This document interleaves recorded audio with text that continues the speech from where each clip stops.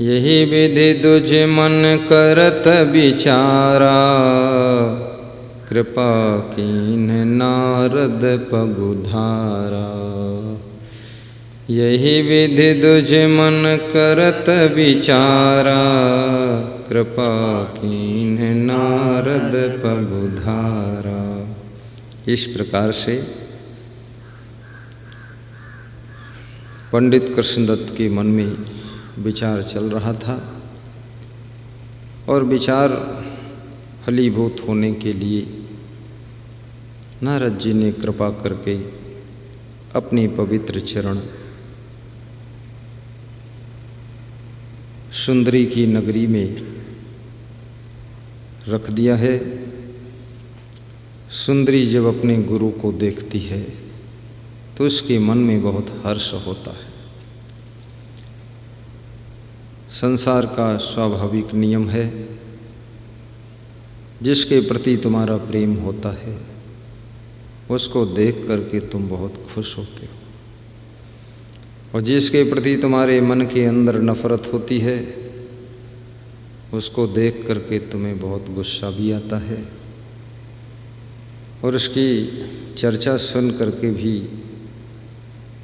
अंदर अंदर क्रोध आता है, और उसके बारे में कोई प्रशंसा करता है तो बहुत नाराज़ी होती है। इसलिए प्रेम को बहुत ऊंचा स्थान दिया गया है। जब मनुष्य का मन वासना मुक्त हो जाता है तब शुद्ध प्रेम का जन्म होता है। जब तक मानव मन वासना में लिप्त रहता है तब तक जो प्रेम है वो शुद्ध नहीं हो पाता है। उस प्रेम में मोह ममता आसक्ति ओतप्रोत रहती है, और प्रेम में जब आसक्ति मोह ममता प्रवेश करती है तो याद रखना, प्रेम मलिन हो करके कलह कलेश को जन्म देता है। परंतु सुंदरी का जो प्रेम है, सुंदरी की जो श्रद्धा है गुरु के प्रति अति शुद्ध है, जिससे सुंदरी अपने गुरु का दर्शन करके बड़ी प्रसन्न होती है। गुरु ही देखी सुंदरी हर्षानी, शीस नाई बोली मृदुबानी। गुरु को देखा कि जिनको हम याद कर रहे थे वे कृपा करके आ चुके हैं, बड़ा हर्ष हुआ। शीश झुका करके गुरु को प्रणाम किया और मीठी वाणी बोलकर गुरु से निवेदन किया कि हे गुरुदेव, सफल जन्म भाया जो हमारा, जो निकेत रौरे पगुधारा। सफल जन्म भाया जो हमारा, जो निकेत रौरे पगुधारा। हमारा जन्म आज सफल हो चुका है, जो आपने कृपा करके मेरे भवन में, निकेत माने भवन, मेरे भवन में आपने पवित्र चरण रखे हैं। आपके चरणों के आने से हमारा जीवन धन्य हो गया, जीवन सफल हो गया। सफल जन्म भाया जो हमारा, जो निकेत रौरे पगुधारा। याद रखना, सफलता कई प्रकार की होती है। धन की प्राप्ति हो जाए तो भी कहते हैं मुझे सफलता मिली। ज़मीन खरीद लें, नौकरी मिल जाए, बिजनेस में प्रॉफिट हो जाए, शादी हो जाए, बच्चे हो जाएं, तो भी मनुष्य समझता है कि हम सफल हो गए। परंतु वास्तविक सफलता जब हमारा जीवन धन्य होता है, हमें सत्संग मिलता है, भक्ति मिलती है, गुरु का दर्शन मिलता है, गुरु की कृपा मिलती है, तब हमारा जीवन सफल होता है। सफल जन्म भाया जो हमारा, जो निकेत रो रे पगुधारा। मेरे भवन में आपने चरण रखे, इससे मेरा जीवन सफल हो गया। सुंदर आसन पर बैठावा, चरण धोई चरणोदक पावा। बहुत सुंदर, पवित्र, साफ सुथरा आसन लगाया। उस आसन पर अपने गुरु नारद जी को सुंदरी ने विराजमान कराया और उनके चरण धोए, फिर चरणामृत को पान भी किया। बहुरी 5 पैकर माँ कीन्हा, द्रव्य भेंट लई आगे दीन्हा। और फिर गुरु की 5 परिक्रमा किया। ऐसी परिक्रमा, 5 परिक्रमा गुरु को आसन पर बिठाकर, हाथ जोड़कर, गुरु के चारों तरफ 5 बार घूमकर और गुरुदेव की जय बोलते हुए परिक्रमा को सफल किया। और हाथ में द्रव्य लेकर, दक्षिणा लेकर गुरु के आगे सम्मुख अर्पित किया कि हे गुरुदेव, इस भक्त की छोटी सी भेंट स्वीकार कीजिए। बहुरी 5 पैकर माँ कीन्हा, द्रव्य भेंट लई आगे दीन्हा। और बड़े सम्मान के साथ सुंदरी ने गुरु की परिक्रमा किया है। परिक्रमा प्रायः मंदिरों में या किसी महान पुरुष की जन्मस्थली में, जैसे अयोध्या में पंचकोशी परिक्रमा, 14 कोशी परिक्रमा, ऐसे मिश्रिक नैमिषारण्य तीर्थ में यहाँ भी बहुत लंबी परिक्रमा होती है। सभी पैदल चलते हैं, बड़े श्रद्धा के साथ में पैदल चलते हुए 14 किलोमीटर, 15 किलोमीटर, 14 कोस, 42 किलोमीटर, इतनी लंबी परिक्रमा करते हैं।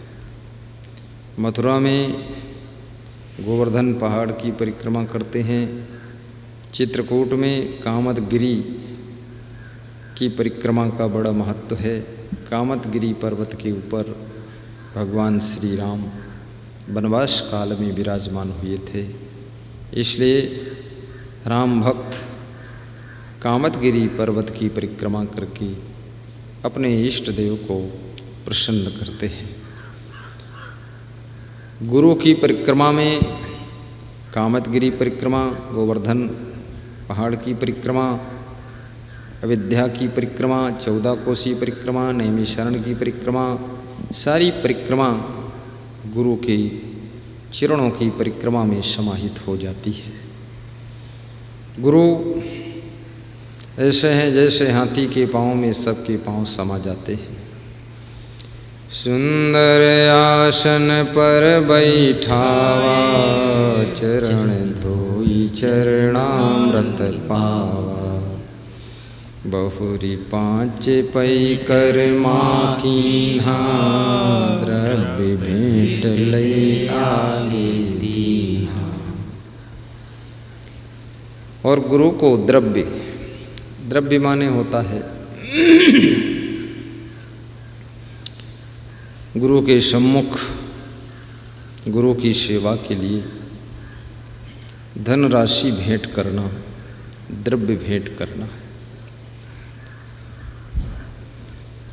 क्योंकि शास्त्रों का नियम है, गुरु वैद्य अरु ज्योतिषी, देव मित्र बड़राज, इन्हें भेंट बिन जो मिले, होय न पूर्ण काज। गुरु वैद्य अरु ज्योतिषी, देव मित्र बड़राज, इन्हें भेंट बिन जो मिले, होय न पूर्ण काज। गुरु और वैद्य यानी डॉक्टर और ज्योतिषी और देवता और मित्र और कोई बड़ा राजा महाराजा, इनसे भेंट के बिना जो मिलता है उसका कार्य पूर्ण नहीं होता है। अर्थात इनको भेंट करके मिलना चाहिए। फल भेंट, वस्त्र अर्पण, जलपात्र,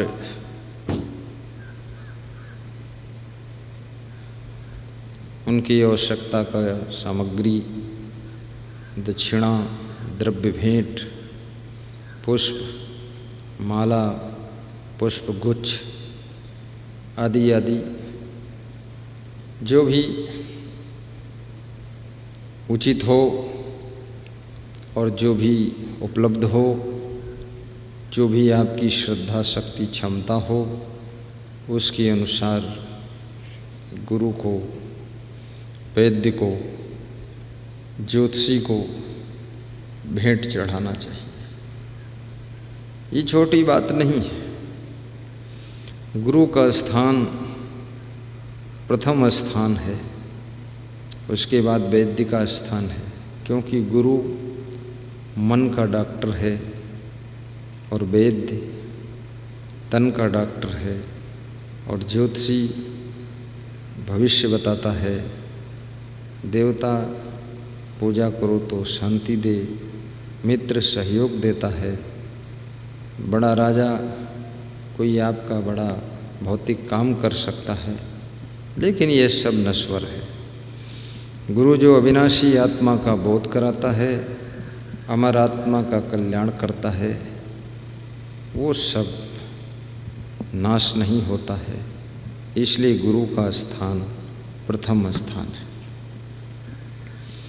गुरु की सेवा, गुरु की पूजा, गुरु का ध्यान, गुरु का सत्संग, गुरु का सानिध्य और गुरु भक्ति, ये जीवन को धन्य बनाती है।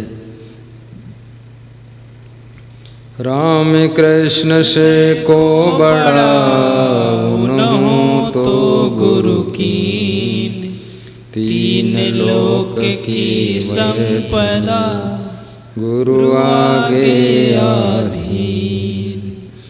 राम कृष्ण से को बड़ा उन्हों तो गुरु कीन, तीन लोक के वह धनी गुरु आगे आधीन। राम भगवान, कृष्ण भगवान जिनकी जगत में पूजा होती है, वे गुरु के अधीन थे, गुरु के चरणों के दास थे, गुरु के सेवक थे, गुरु चरणों में अपना मन लगाए रहते थे और इसीलिए वे भगवान बने। उन पर गुरु की कृपा हुई। आज्ञा मांग कीन जीव नारा, खटरस व्यंजन विविध प्रकारा। गुरु वैद्य ज्योतिषी देव मित्र बलराज, इन्हें भेंट बिन जो मिले होय न पूर्ण काज। अपने से बड़ों को मिलिए, राजा महाराजा को मिलिए, देव मंदिर में जाइए, मित्र के घर जाइए, ज्योतिषी से भेंट कीजिए, वैद्य के पास जाइए, गुरु के चरणों में जाइए, तो कुछ भेंट लेकर जाइए, विशेष भेंट लेकर जाइए। और दान करने से मनुष्य के लोभ की मृत्यु होती है, लोभ के समाप्त होती ही नरक की समाप्ति होती है और जीवन स्वर्ग बन जाता है। गुरु वैद्य ज्योतिषी देव मित्र बलराज, इन्हें भेंट बिन जो मिले होय न पूर्ण काज। जब आप भेंट लेकर के किसी को मिलते हैं, वो भेंट तो है ही है, लेकिन वो भेंट सम्मान का प्रतीक है, आदर का प्रतीक है कि हम आपको आदर करते हैं, हम आपको कुछ अर्पित करते हैं, हमारा मन खुश है, आपको हम कुछ देना चाहते हैं, दे रहे हैं, आप स्वीकार कीजिए प्रभु।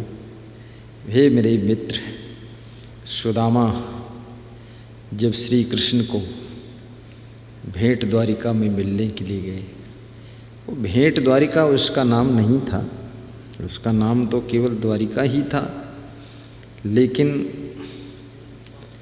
सुदामा और कृष्ण की भेंट वहाँ जब से हुई है, तब से उसका नाम भेंट द्वारिका हो गया।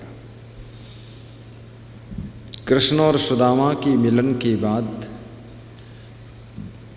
उस द्वारिका के स्थान को भेंट द्वारिका कहा गया है।